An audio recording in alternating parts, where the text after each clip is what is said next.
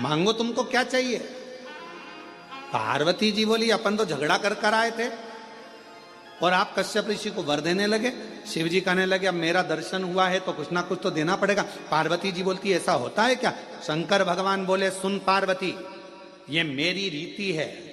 अगर कोई संसार का मनुष्य मेरे दरवाजे पर, मेरे मंदिर में, मेरे देवालय में आकर अगर एक लोटा जल रोज चढ़ाएगा तो मुझे रोज उसको कुछ ना कुछ देना ही पड़ेगा। ये नीति है। जैसे बेटी का बाप, बेटी का बाप क्या है।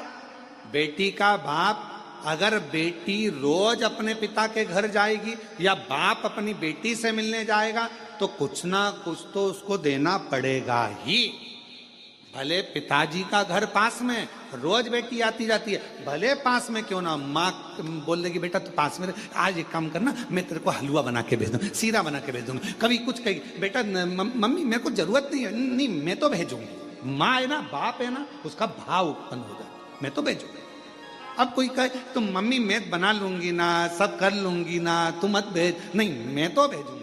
और अगर वो सीरा नहीं भेजेगी तो देख लेगी बाजार में अच्छी सब्जी आ रही है, बाजार में खरीद के लिए आएगी और वो सब्जी भेज देगी। भले हरा धना भेज दे, मिर्ची भेज दे, पर कुछ ना कुछ भेजे। रोज अगर बेटी अपने माँ बाप से मिल रही है तो माँ बाप उस बेटी को जरूर देंगे, और माँ बाप अगर बेटी से मिल रहे हैं तो जरूर देंगे। उसी तरह मेरा शंकर सबका बाप है, पिता है। जब हम रोज जाते हैं तो वो रोज कुछ ना कुछ हमको देता जरूर।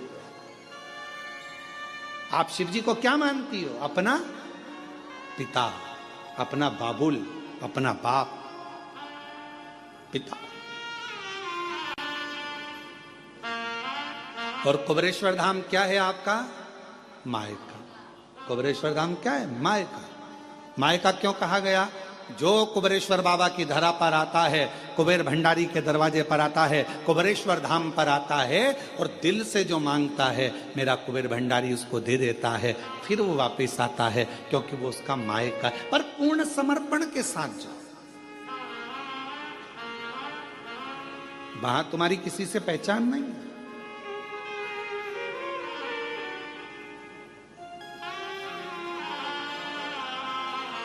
हम तो बाबा के भरोसे चलते, हम तो बाबा के भरोसे चलते, ये दुनिया वाले जलते हैं, ये दुनिया वाले जलते हैं।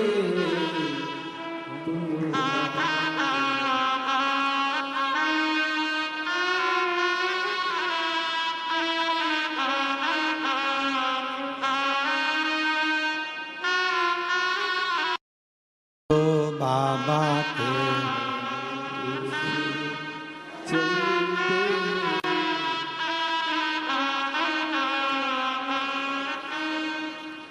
खटका बंद है।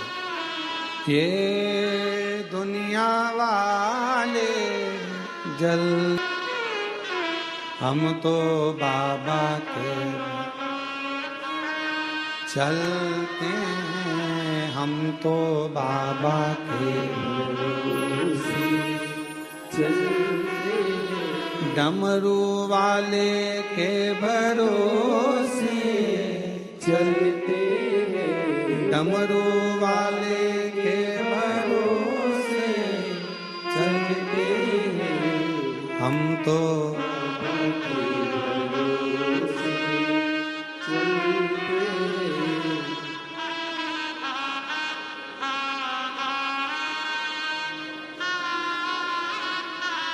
काशी वाले के भरोसे। हम उस पर आशिक, कोई रोज मिल रहा है शिव जी से, शिव उसको रोज दे रहा। कोई बाबा से रोज मिल रहा है, बाबा उसको रोज दे रहा।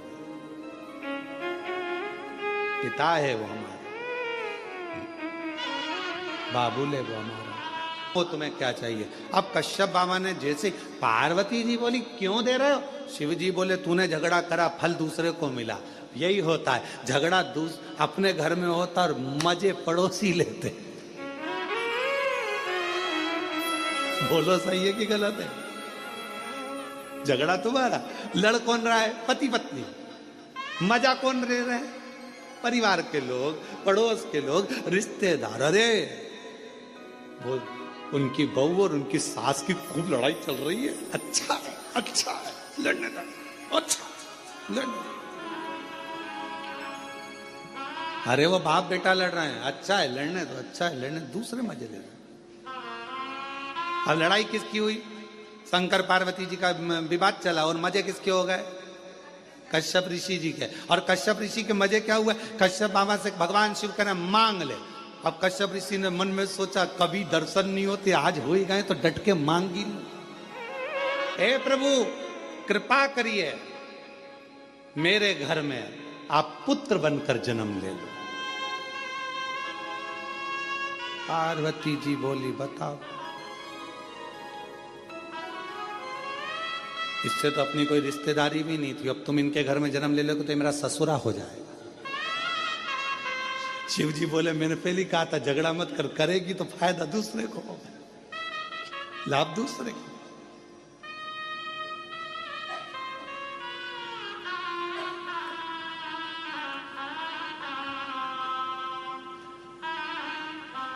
एक घर में एक सास और बहू थे, बहुत उन दोनों का आपस में बनता नहीं था, बिल्कुल नहीं बनती थी। और बनती नहीं तो उनके यहाँ सबसे ज्यादा झगड़ा सास बहू का होता तो फायदा दूसरे का होता। अभी देखो फायदा कैसे होता। एक महाराज भिक्षा मांगने गए, माता भिक्षाम देगी, माता भिक्षाम दे। इतने में बहू आई, बहू ने आकर एक कटोरी आटा दान दे दिया। महाराज निकल के जा रहे थे, इतने में वहीं से उसकी सास आ गई। ए बाबा इधर आ, कहां से मांग के ला रहा है? तुम्हारे घर गया था। कौन मिला? बहू। क्या दिया? एक कटोरी आटा। वो कौन होती है देने वाली? चल मेरे साथ चल, मेरे साथ चल। ओ बस एक कटोरी? मेरा घर है, मेरी प्रॉपर्टी है, मेरा मन, चल मेरे साथ। और अंदर गई और 4 कटोरी आटा लाके महाराज को दे दिया। फायदा किसका? दूसरे का। अब एक दिन सास अंदर थी और महाराज आए, माता भिक्षाम देही। सास ने कहा कि रोज रोज आया था, नहीं देना, आज नहीं दूंगी, जा। इतने में वो महाराज चल दिया। सामने से बहू पानी लेकर आ रही थी, हंडा मटके। उसने पूछा महाराज जी कहाँ से आ रहे हो? तुम्हारे ही घर से आ रहे हैं। मिल गया? कुछ नहीं मिला, तुम्हारी सास ने कछु ना दिया। कुछ नहीं दिया? चलो मेरे साथ आओ जरा, आओ आओ जरा। वो कौन होती है मना करने वाली? जब मेरा पति कमा रहा है तो मैं दूंगी, चल। और गई अंदर, और अंदर जाके आधा किलो चावल, आधा किलो चने की दाल सब बांध के ले आई और आटा वाटा सब लाके दे दिया। ले, फायदा किसका? महाराज का। झगड़ा कौन कर रही? सास बहू। और फायदा दूसरे।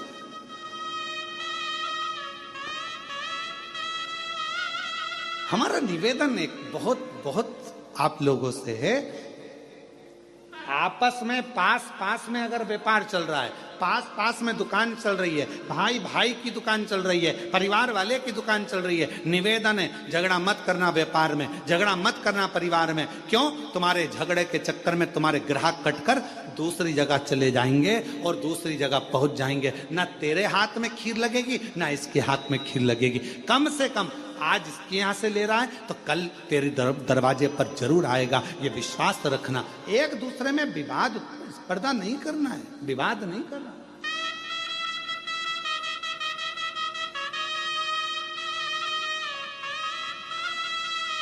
और हम विवाद में पड़े। कश्यप ऋषि ने कहा वर दीजिए, मेरे घर में आप पुत्र बनकर आए। शंकर भगवान बोले कश्यप बाबा, तुमने रोज 11 शिवलिंग का निर्माण करा है और मन को 12वां शिवलिंग माना है, इसलिए मैं तुम्हारे घर में 11 रुद्र के रूप में प्रकट होऊंगा। तुम्हारे यहाँ 11 रुद्र के रूप में मैं आऊंगा। 11 रुद्र अवतार शंकर भगवान के जो 11 रुद्र अवतार हुए वो कश्यप बाबा के यहाँ हुए, सुरभि के।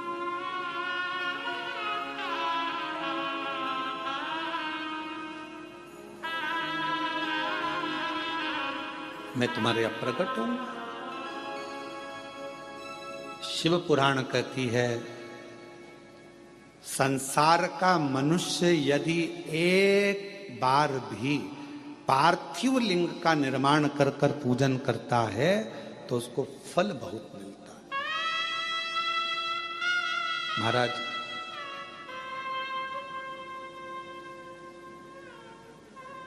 फल जरूर मिलता है।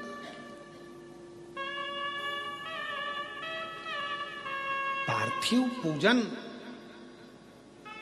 कुछ ना करिए, केवल एक घर के बगीचे में, घर के गमले में अगर मिट्टी है तो उसको ऊंचा कर कर शिवलिंग वहीं बनाकर वहीं जल चढ़ाना प्रारंभ कर दो, उसका फल मिलेगा, उसका लाभ जरूर। पर निवेदन है केवल दिखावे से, मन की शुद्धता में, मन के भाव।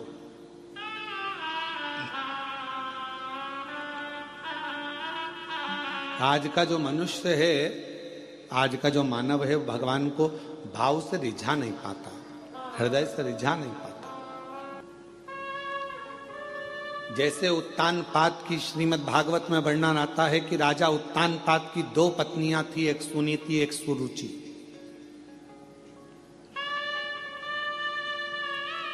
एक नीति का पथ दर्शाती है और दूसरी रुचि का पथ दर्शाती है।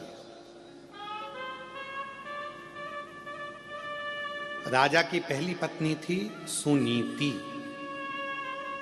दूसरी पत्नी सुरुचि। एक नीति को दर्शा रही है, एक रुचि को दर्शा रही है। उसी तरह हमारे 2 मन है, हमारी 2 आकांक्षाएं, हमारी 2 इच्छाएं, हमारे 2 विचार हैं। एक मन कहता है भगवान के भजन में जाओ, दूसरा मन कहता है कि अभी थोड़ी देर से चाय पीने के बाद जाओ।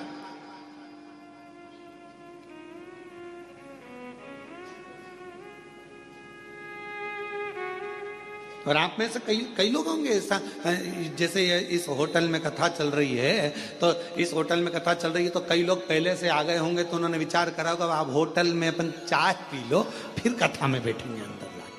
पहले एक बार की चाय पी हुआ के फिर अपन कथा में चले।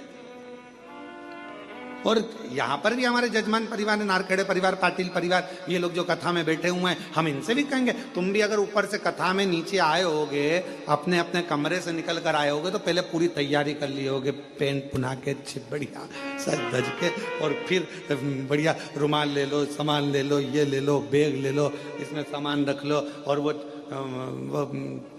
छोटी सी वो बच्ची, वो हितेश की, पल्लवी की, वो नाटक करेगी तो उसका भी खाने पीने का सामान झोले में डाल सब ले लुआ के और अपना सामान लेकर तुम यहाँ चले और बैठ गए कथा में।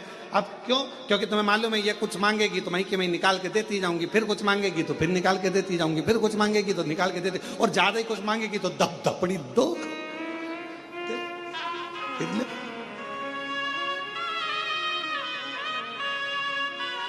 और महाराज कथा कर रही है कि भगवत भजन में पूर्ण समर्पण के साथ दिखावा नहीं चाहिए, बस समर्पण पूरा चाहिए।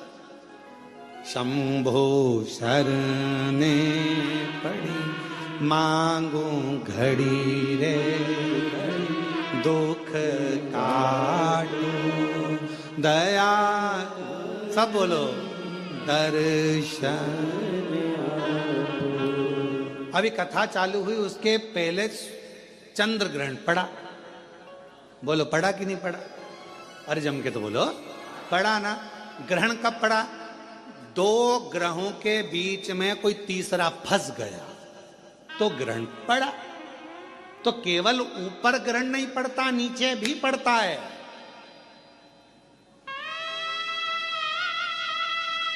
पति पत्नी के बीच में कोई तीसरा फंसने लगे तो समझ लो ग्रहण लगने वाला है। भाई भाई के बीच में कोई तीसरा फंसने लगे तो समझ लो ग्रहण लगने वाला है। रिश्ते नातों के बीच में कोई तीसरा फंसने लगे तो समझ लो ग्रहण लगने वाला है। संबंधों में भी ग्रहण लगता है। ऐसा नहीं कि ग्रहण केवल ग्रहों का लगता है, संबंधों में भी ग्रहण लगता है।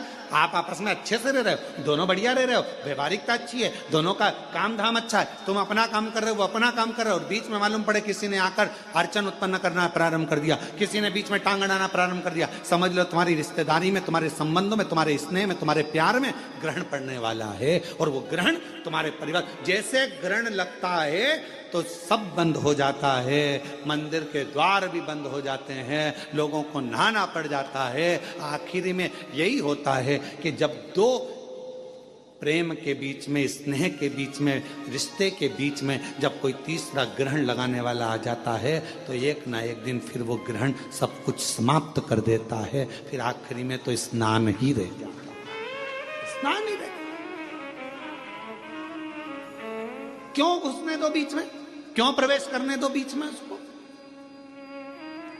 कोई आए सिखाने के लिए, नहीं भैया मेरी सास अच्छी है, हम बहू हैं, बहू अच्छी, मेरा परिवार अच्छा, मेरे बेटे अच्छे, मेरी बहू अच्छी, मेरा बेटा अच्छा, मेरे रिश्तेदार अच्छे, मेरे नातेदार अच्छे, सब अच्छे, बुरा कोई नहीं है संसार में। बुरा थोड़ी सी देर का समय होता है जो ये निकल जाता है, फिर वापस घड़ी अच्छी आ जाती है। समय का इंतजार थोड़ा करो और समझ से जियो। समय और समझ, परमात्मा ये दोनों चीज देता है। समय पर अगर समझ आ गई तो तुम्हारी जिंदगी बन गई, और अगर समझ आई और समय निकल गया तो वो जिंदगी बेकार हो गई। समय पर समझ आना चाहिए तो जीवन ठीक है।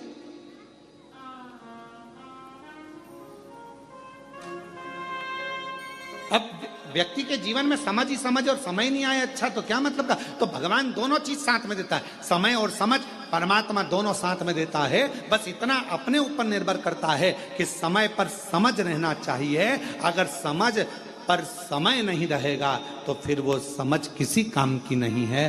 भगवान ने अगर मौका दिया, जैसे ये हितेश नारखेड़े ने मौका का चौका लगाया, इन्होंने कहा गुरुजी सीहोर में कथा हो रही है ऑनलाइन, तो हमेशा सीहोर से होती रहती है, अब की बार कथा कृष्णेश्वर बाबा को सुनाने के लिए आओ, और कथा ऑनलाइन कृष्णेश्वर बाबा के धाम से हो। तो मन भी करा कि हाँ अच्छा योग लगा है ऐसा कि बाबा, और हम प्रयास करेंगे। हितेश तुमने अच्छी प्रेरणा दे दी इस चीज के लिए। हम प्रयास करेंगे कि अब जब भी कोई कथा इधर उधर हुई और कैंसिल हुई और वो मालूम पड़े ऑनलाइन हुई, तो हम प्रयास करेंगे कि 12 ज्योतिर्लिंग में एक ज्योतिर्लिंग में जाके कर दिया करेंगे, कोई जजमान को पकड़ कर ऐसे किसी जजमान को पकड़ लिया करेंगे और कह दिया करेंगे 50 आदमी तुम्हारे आओ, आराम से अपने कमरे लो और एक हॉल करो और उसमें बैठकर ऑनलाइन, और सब आस्था चैनल पर कथा श्रवण करें और अपने जीवन को सार्थक बनाए। ऐसा अच्छी प्रेरणा दी है आपने, है? बहुत अच्छी बात। 12 ज्योतिर्लिंग के ज्योतिर्लिंग हो जाएंगे और कथा का आनंद हो जाए। अब यहाँ जितनी बैठी है ना